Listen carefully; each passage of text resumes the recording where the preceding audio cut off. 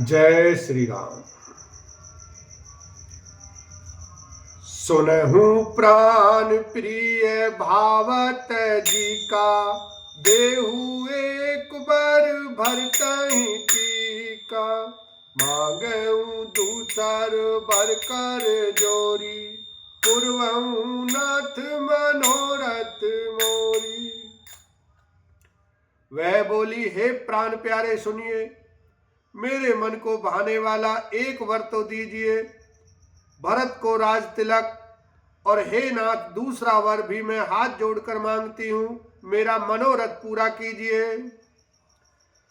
तापस base विशेष उदासी, 14 वर्ष राम वनवासी। सुन मृदु बचन भूप ही चौकू, शशिकर छुअत बिकल जिमि कोकू। तपस्वियों के वेश में विशेष उदासीन भाव से, राज्य और कुटुंब आदि की ओर से भली भांति उदासीन होकर, विरक्त मुनियों की भांति राम 14 वर्ष तक वन में निवास करें। कैकेयी के कोमल विनय युक्त वचन सुनकर राजा के हृदय में ऐसा शोक हुआ, जैसे चंद्रमा की किरणों के स्पर्श से चकवा विकल हो जाता है। गयऊ सहम नहीं कछु कही आवा, जनु सचान बन झपटे उलावा। विवरण भयऊ निपट नर पालू, दामनी हनेऊ मनऊ तर तालू। राजा सहम गए, उनसे कुछ कहते न बना, मानो बाज वन में बटेर पर झपटा हो।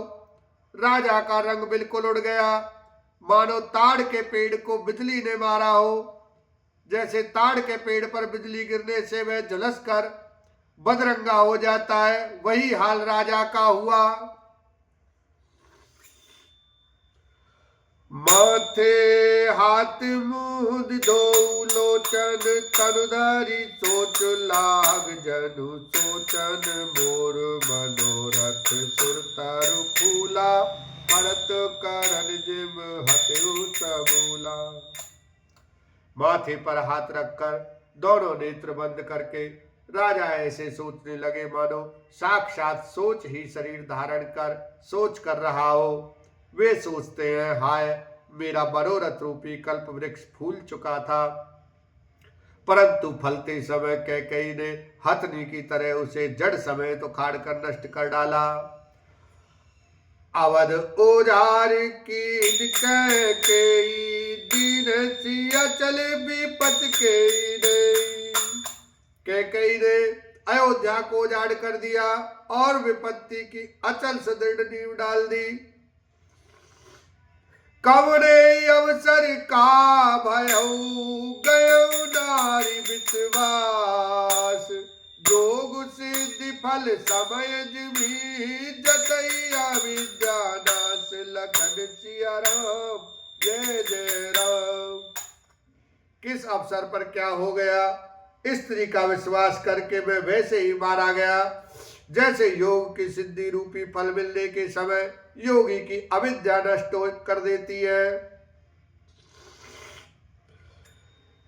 एही विधि राउ नहीं मन झाका, देख कुभाति कुमति मन माखा।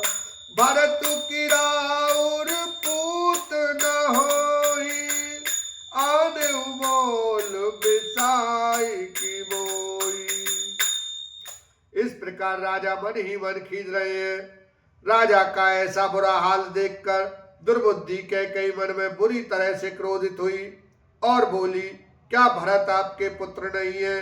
क्या मुझे आप दाम देकर खरीद लाए हैं? क्या मैं आपकी विवाहिता पत्नी नहीं हूं? जो सुनी अरुअस लाग तुम्हारे, काहे न बोले बचन तुम्हारे।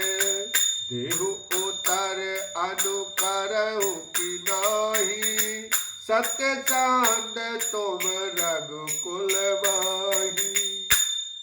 जो मेरा वचन सुनते ही आपको बाण सा लगा, तो आप सोच समझ कर बात क्यों नहीं कहते? उत्तर दीजिए, हाँ कीजिए, नहीं तो ना ही कर दीजिए। आप रघुवंश में सत्य प्रतिज्ञा वाले प्रसिद्ध हैं। देन काहेऊ अभिजनि बर देहु, तजउ सत्य जग अपजस लेहु। सत्य सराही काहेऊ बरु दीना, जाने उले मांगी चवेना।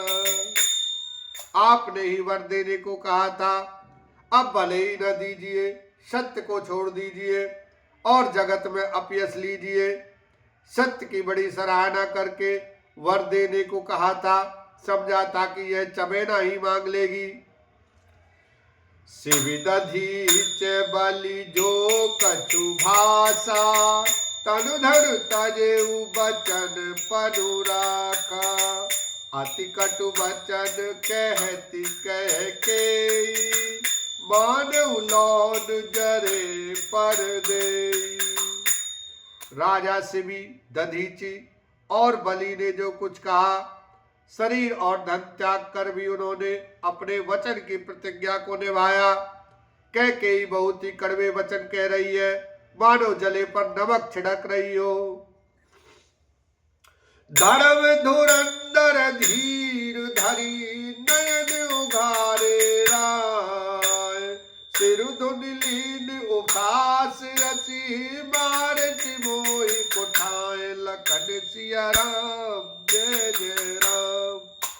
धर्म की धुरी को धारण करने वाले राजा दशरथ ने धीरज धर कर नेत्र खोले और सिर धुन कर तथा लंबी सांस लेकर इस प्रकार कहा कि इसने मुझे बड़े कठोर मारा, ऐसी कठिन परिस्थिति उत्पन्न कर दी जिससे बच निकलना कठिन हो गया। आगे दी की जरत रिस भारी, मनऊ रोष तरवारी उघारी।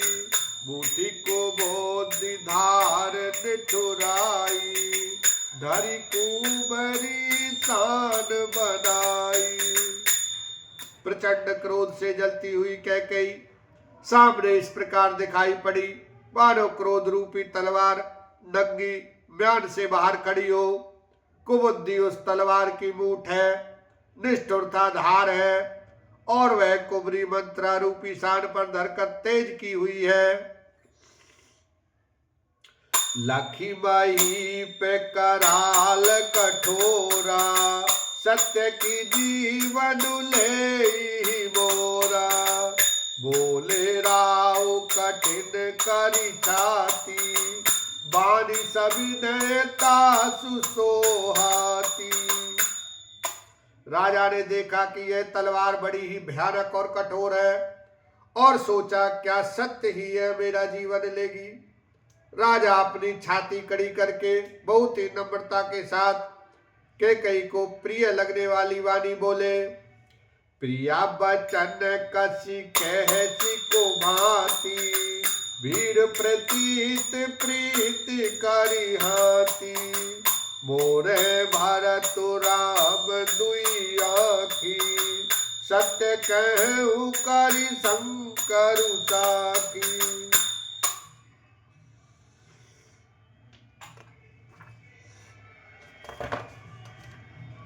हे प्रिय, हे भीरु, विश्वास और प्रेम को नष्ट करके ऐसी बुरी तरह के वचन कैसे कह रही हो? मेरे तो भरत और रामचंद्र दो आंखें अर्थात एक से हैं। यह मैं शंकर जी की साक्षी देकर सत्य कहता हूँ। बोलो सियावर रामचंद्र की जय, उमापति महादेव की जय।